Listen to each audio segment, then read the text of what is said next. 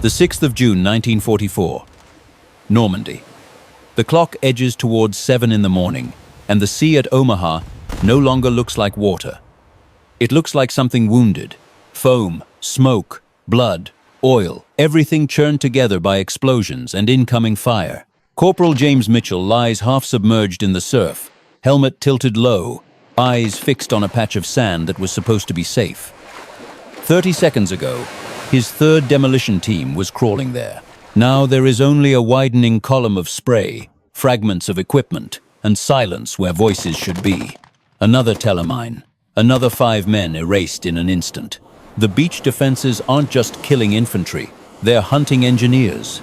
Mines are claiming lives faster than German bullets ever could.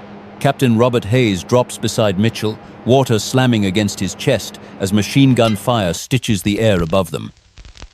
He shouts orders that barely survive the roar of artillery. They've been given one task: carve a 50-meter lane through the minefield.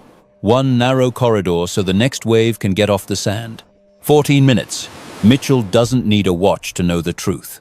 At the pace they're losing men, they won't even reach 20 meters. He's already done the math in his head. And the answer is unbearable.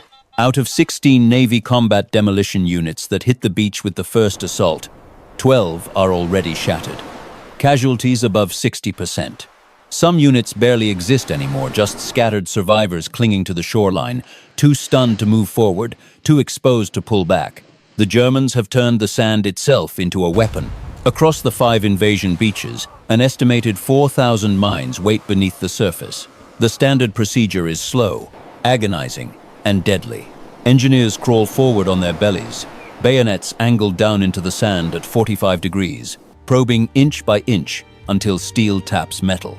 Every discovery takes minutes. Every mistake takes lives. 3 to 5 minutes per mine. They don't have minutes. They don't even have men. What Captain Hayes doesn't see, what no one in the chaos notices, is happening a short distance down the beach. About 100 meters to the left, a young private from Iowa is watching the same carnage and reaching a conclusion that trained specialists haven't reached in 5 years of war. He's 22 years old. His name is Thomas Becker.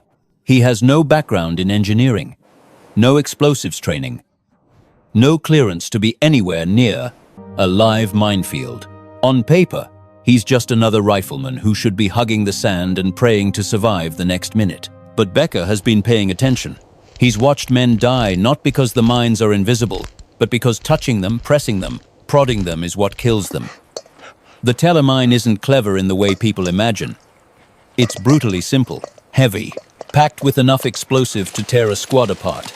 It only needs about 200 pounds of pressure to do its work. Pressure. The Germans have buried them in overlapping patterns from Norway down to Greece, refining their placement year after year. By 1944, Allied casualties from these devices have reached levels commanders don't like to put into reports. Everything has been tried. British engineers came up with the Bangalore torpedo, long tubes of explosives shoved under obstacles and detonated from a distance. Against barbed wire, it's devastating. Against buried mines, it's unreliable. Sometimes it sets them off in a chain reaction. Sometimes it does nothing at all. A 40% failure rate is a death sentence on a beach under machine gun fire. Americans tried dogs. The idea sounded perfect on paper. A dog could smell explosives and signal danger without stepping on a pressure plate. Reality was different. Shelling broke the animals. Fear sent them running. More than once, a handler watched his own dog sprint back toward him with death strapped to its harness. After several fatal training accidents, the experiment ended quietly. The French resistance suggested wooden poles, long and light, used while lying flat to probe ahead. It saved lives, but at a terrible cost in time. 7 minutes per mine. At Anzio, that delay froze an entire offensive for a day, giving the enemy everything they needed to regroup. German command studied those failures carefully. Field Marshal Erwin Rommel read the reports and ordered even denser minefields along the Atlantic Wall. If the Allies were coming, he intended to bleed them dry before they ever reached solid ground. In May 1944, a month before D-Day, Allied engineers gathered in Portsmouth, 23 specialists. Decades of combined experience. Every known technique reviewed, debated, and tested. They left the room without a breakthrough. And now, on Omaha Beach, with the tide rising and time bleeding away, the solution isn't coming from a conference table or a field manual. It's forming in the mind of a scared young private holding a simple metal bucket, staring at the sand, and realizing that sometimes the fastest way through death is not to touch it at all. The report that would later be stamped declassified spoke without mercy. When the language was finally released decades later, it read less like analysis and more like a verdict. No known method could clear minds quickly while under fire. Speed meant death. Caution meant paralysis. There was no solution that satisfied both. In the opening hour of any amphibious landing, losses among demolition teams were expected to climb past 75%. The conclusion had been unanimous, cold, and final. Rapid mine clearance in combat was not possible. On Omaha Beach, that conclusion was about to be tested in blood. Every calculation pointed to the same outcome. You could crawl, probe, and pray, and maybe live long enough to clear a few meters. Or you could move fast and be blown apart. There was no middle ground, no third door, and the clock did not care about theory. Everything depended on time. The Supreme Allied Commander had wagered the invasion on a single assumption. The beaches would be opened within 6 hours. If that failed, if the minefields held, tens of thousands of men would be stranded in open kill zones with nowhere to go. German reinforcements would arrive. Artillery would be walked down the sand. The assault would collapse inward on itself. The war, balanced on a razor's edge, could tip the wrong way. None of this should have concerned Private Thomas Becker. He should have been half a world away, waking before dawn in Iowa, pulling on boots still damp from yesterday's work, stepping into the familiar rhythm of his father's dairy farm. That was the life meant for him. That was the future he understood. Instead, a clerical mistake rewrote everything. He had enlisted young, barely past 18, doing what so many others had done without really knowing why. On his intake form, someone misread a line. Farm equipment operator became heavy equipment operator. A small error, a careless assumption. The Army stamped him as engineer material and sent him to an engineer combat battalion. Becker never corrected it. He didn't know enough to realize it mattered. His formal training was brief and shallow. A few weeks learning how to dig, how to wire obstacles, how to recognize explosives by shape and markings. The notes in his file were polite but dismissive. Useful with his hands, lacked theory, not suited for technical responsibility. What the file couldn't capture was the education that came before the Army. A farm teaches problem-solving in a way no classroom ever does. When machinery fails, you don't consult a manual, you make it work. When an animal panics in mud, you don't have time for perfect solutions, you find the one that keeps it alive. Weather does not wait. Crops do not forgive hesitation. You learn to read ground, weight, pressure, flow. You learn how things behave when pushed to their limits. At 6:52 a.m., 5 minutes after another demolition team vanished into smoke and water, that kind of knowledge surfaced. Becker was crouched behind a wrecked landing craft, watching an engineer ahead of him inch forward with a bayonet. The man's movements were painfully slow. Each probe took effort. Each pause stretched time thinner. Sweat ran down his face despite the cold water soaking his uniform. Too slow. Becker's eyes drifted away from the man and toward the surf. Waves rolled in and slid back, reshaping the sand with every breath of the sea. He noticed how water behaved, how it disappeared in some places and hesitated in others. His gaze dropped to the debris scattered everywhere. Fuel cans, broken crates, empty buckets meant for bailing water. Something clicked. Not a formula, not a calculation. Just a feeling the same kind that told him when a wheel would sink or when ground would hold. He grabbed a bucket. It was ordinary. Galvanized steel, dented, nothing special. He filled it halfway with seawater and moved a few steps forward. Then he tipped it and watched. The water spread across the sand. In one spot, it vanished smoothly. In another, it hesitated, pooling briefly before slipping off at an angle. Becker poured again. Same result. He poured a third time. The pattern held. Where the sand was uniform, the water behaved predictably. Where something dense lay beneath metal, stone, a mine, the flow changed. Subtle, but clear, once you knew what to look for. Becker didn't stop to think about doctrine. He didn't ask whether this had been tested. He didn't wait for approval. He moved. Pour. Watch. Mark. A piece of driftwood stabbed into the sand. Then, another. He walked around each anomaly. Not touching. Not probing. Just reading the ground. Meter by meter. The invisible began to outline itself. Behind him, Corporal Mitchell crawled closer, expecting the worst. Instead, he found a private calmly sketching death with seawater. "What are you doing?" he shouted. Becker didn't look up. He answered like a man explaining the obvious. He was finding mines.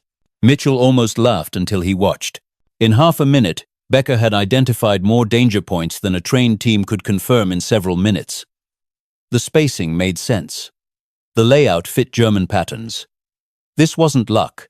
This was something else. Mitchell made a decision without asking anyone above him. He told Becker to keep going. More buckets appeared. More men followed.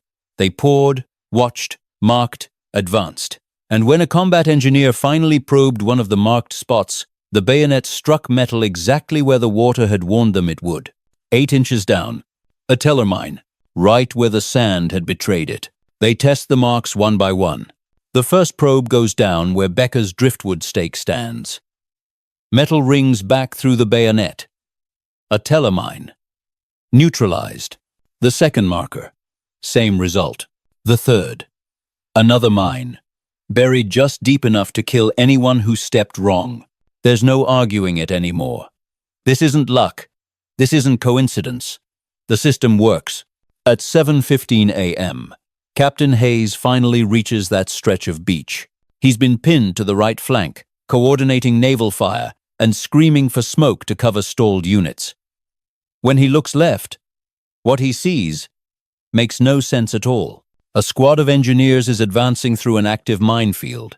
No probes, no bayonets, no crawling. They're standing, walking, carrying buckets of seawater. Hayes's face drains of color, then flushes deep red. "Who authorized this insanity?" he roars, his voice cutting through the din. Heads turn. Even nearby infantry pause, expecting explosions that never come. Mitchell steps forward, soaked, exhausted, but steady. "Sir, Private Becker identified a new mine detection method. We've confirmed it. It's working." Hayes rounds on him. "Working? It's not in the manual. Where is the engineering validation? Where is the authorization? We've located 4 mines in 6 minutes, sir." Hayes explodes. "That is illegal. You cannot deviate from approved procedures in a combat zone. This is court-martial behavior." Becker is still holding his bucket when he speaks. He doesn't shout. He doesn't argue. He simply states a fact. "Captain, we're clearing mines faster than anyone else on this beach. If you stop us, the corridor closes." Hayes looks past him. He sees the small wooden markers dotting the sand in clean, deliberate lines. He sees engineers moving confidently instead of inching forward in terror. Then he looks back, toward the surf. Bodies drift there. Men from teams that followed every approved procedure. Something in Hayes' posture changes. "How many?" he asks. 14 marked. 7 confirmed. So far, Mitchell answers. "No casualties." For a long second, Hayes says nothing. Then he nods once. "Carry on," he says quietly. "But if this gets someone killed, Private, you'll wish the Germans had done it first." No one argues. The buckets keep moving. By 10 a.m., 3 clear corridors cut through the Omaha Beach minefield. 43 mines detected. Everyone neutralized without a single detonation from Becker's method. 0 casualties. Infantry pours through the gaps. The 29th Infantry Division pushes past the seawall and finally gains ground. The beach that had been a slaughterhouse an hour earlier begins to breathe. In combat, success travels faster than orders. By noon, engineers on Utah Beach are asking for buckets and rough instructions shouted across radios. By evening, British units at Gold Beach are pouring seawater instead of probing sand. By midnight, headquarters wants answers. Who came up with this? Why wasn't it in any doctrine? 2 days later, on June 8th, Becker is pulled from the line and brought to a farmhouse turned command post. The room is packed. Senior engineers, Allied officers, men whose names fill textbooks. Colonel Arthur Trudeau sits at the center. 4 weeks earlier, he had signed off on the conclusion that fast mine detection was impossible. He looks at Becker. Explain your method. Becker does his best.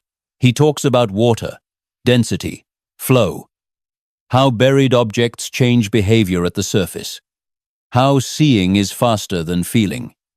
He shrugs at the end, almost embarrassed. It's just physics applied to dirt. Major Jeffrey Pike cuts in immediately. This contradicts established mine theory. Additional pressure from water should trigger sensitive fuses. What you're describing should detonate mines. It doesn't, Becker replies. I've used it on 43. Anecdotal, Pike snaps. Statistically meaningless. More meaningful than a 60% casualty rate. Someone fires back. The room erupts. Words fly. Someone mentions discipline. Someone else says court-martial again. Pike calls the method reckless. A.U.S. Army Major. Warns about precedent. Then Trudeau raises his hand. Silence. This private, Trudeau says evenly, has solved a problem that defeated all of us. He lets that settle. I observed the method personally. It works. All son the method personally. All son the method personally. All son the method. All son the method. All son the method. Pike tries to object. Major, Trudeau cuts him off. We are in the middle of the largest amphibious invasion in history. We do not have time for perfect testing. We have time for results. He looks at Becker again. Effective immediately, this technique becomes standard operating procedure. Issue buckets, train units, write the manual later. No one argues after that. And just like that, a bucket of seawater held by a farm kid who wasn't supposed to be there changes how armies move through death. There are no questions. No one asks Becker to clarify. No one challenges the numbers on the board. The room understands what has just happened. The meeting breaks not with debate, but with urgency. Chairs scrape back. Orders begin moving faster than paperwork ever could. Thomas Becker is promoted on the spot. Corporal. Effective immediately. By the end of the day, he is no longer a curiosity, he is an instructor. His job is simple and enormous at the same time. Teach other engineers how not to die. Within days, buckets are moving across the beaches, then inland. Within a week, the method is no longer an experiment. It's a tool. By the end of June, it's doctrine in everything but name. The numbers arrive quickly, and they are impossible to ignore. Engineer units still using traditional probing techniques are finding, on average, just over 4 mines per hour. Their casualty rate hovers in the double digits. Units trained in Becker's water flow detection are locating nearly 12 mines per hour. Casualties drop to almost nothing. The contrast is brutal. Faster, safer, repeatable. In less than a month after D-Day, thousands of mines are cleared using Becker's approach. Roads open, fields open, villages open. Men who should have been carried off beaches in pieces are instead marching inland with their units. The Army Corps of Engineers runs the analysis quietly. When the classified report is finished, the estimate is staggering. In June alone, Becker's method saves hundreds of lives. Not by heroics, not by firepower, by seeing what others had been touching. The technique doesn't stay on the beaches. In the tangled hedgerows of Normandy, engineers pour water along dirt lanes and cart paths. In shattered towns, they trace flow patterns across rubble and roadbeds. In colder regions, they adapt the idea using melting snow, watching how moisture settles and spreads. By August, every Allied engineer battalion operating in France has received training. Buckets are now standard issue. No one laughs at them anymore. July 18, 1944. St. Lo. Becker is a sergeant now. Promotions have come quickly. almost uncomfortably so. He leads a small clearance team into a ruined village the Germans abandoned only hours earlier. The retreat was fast. The traps were not. The main road is seeded with mines. Doctrine says, slow down, probe, accept losses. Becker throws Doctrine away. He doesn't have time. Armour needs the road open in 4 hours. His team works in pairs. One pause, one watches. They mark, confirm, disarm. The rhythm is steady, almost calm.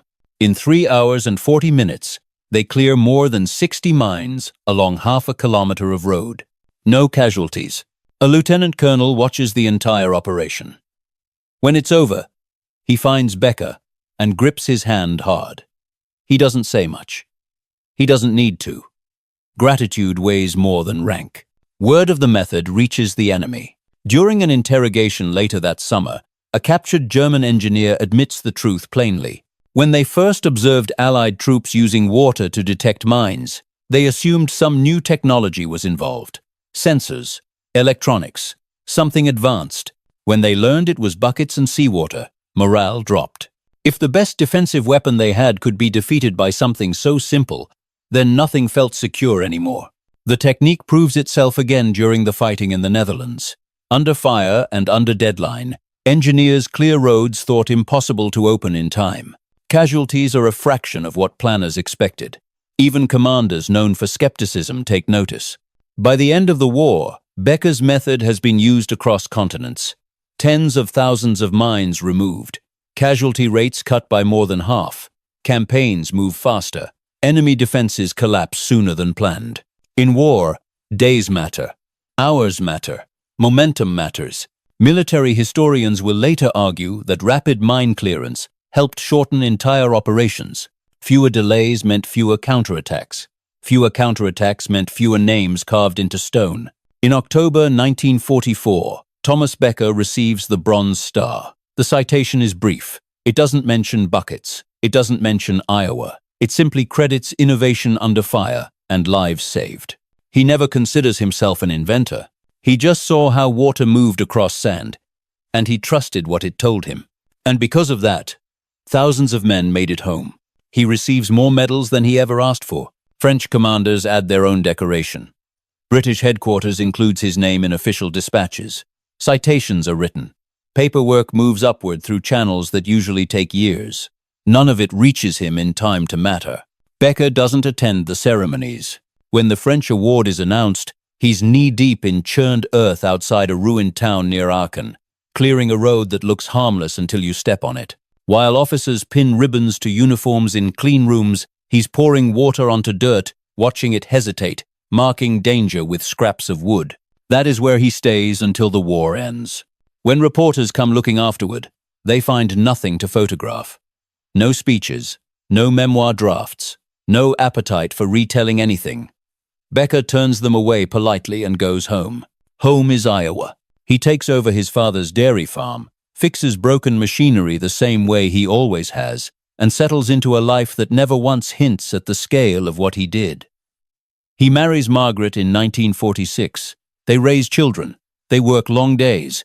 The war exists only in small habits, early mornings, careful planning, an instinct to notice how ground behaves after rain. Margaret doesn't know. For years, she doesn't know. It isn't until 1952, when a former engineer from the 146 stops by the farm, that the story spills out. The visitor talks about Normandy, about buckets, about men who came home because of something simple. Margaret listens, confused, then turns to her husband. Tom says nothing. Later, when a local paper asks her about it decades afterward, she tells the truth plainly. He never talked about it. He never claimed anything. He said he just did his job, same as everyone else. He didn't think it made him special. The military disagrees. Quietly, officially, the method is absorbed. In 1945, the Army publishes a revised field manual. The technique has a formal name, now water flow mine detection. It sits alongside diagrams and procedures, stripped of origin stories, reduced to steps and cautions. It becomes part of how engineers are taught to think when tools fail. Decades pass, technology advances, Metal detectors become lighter. Radar peers underground. Robots crawl where humans shouldn't. Still, the lesson remains. When electronics go down, when batteries die, when precision disappears, water still behaves the same way it always has. So the bucket stays in the curriculum. In the early 2000s, in a very different war, a U.S. Army engineer unit loses its detectors in an explosion. Roads still need to be cleared. Time still matters. Someone remembers an old technique from training. Bottles are filled. Water is poured. Mines are found. The after-action report notes it without drama. Credits a legacy method developed in the Second World War. The chain remains unbroken. Engineering schools pick up the story later, not as a legend, but as a case study. No equations, no patents. Just observation, intuition, and the courage to act when manuals fail. Military museums display a single photograph. A young man in soaked fatigues holding a battered bucket. The plaque beneath it doesn't praise genius. It praises simplicity. On the 50th anniversary of D-Day, the Army Corps of Engineers dedicates a memorial to those who never came home. Names carved into stone, dates frozen in metal. At the base of the monument sits something unexpected, a bronze bucket, worn smooth by design. The inscription does not name Becker. It doesn't have to. It speaks instead of paths cleared and better ways found. Thomas Becker dies in 1984. He's 62. A heart attack takes him while he's repairing a tractor, grease on his hands, work unfinished. His obituary is short. It mentions military service in a single line. Nothing about innovations. Nothing about doctrine. Nothing about numbers. No mention of how many lived because of him. An Iowa farm boy. No degree. No credentials. Assigned by mistake. He never tried to change history. He just watched how water moved across sand and trusted what it showed him. Sometimes, that's enough to save a war. This story was never really about a bucket. The bucket was just a tool. What mattered was the moment someone decided that the rules everyone accepted were costing too many lives. What mattered was the refusal to believe that death was the price of doing the job correctly. The real lesson lives somewhere deeper. It lives in the space where assumptions harden into doctrine, where phrases like, "That's impossible and this is how it's always been done," quietly become lethal. It lives in the courage it takes to look at a problem that experts have given up on and say, not angrily, not loudly, but firmly, there has to be another way. Thomas Becker wasn't trying to innovate. He wasn't trying to challenge theory or embarrass anyone with rank or credentials. He was 22 years old, soaked to the skin, watching men die in front of him. And in that moment, accepting inevitability felt more wrong than breaking the rules. He didn't have equations. He didn't have clearance. He had eyes, experience, and the kind of practical intelligence built from years of solving real problems with limited tools. He noticed how water behaved. He trusted what he saw. And he acted. That choice mattered.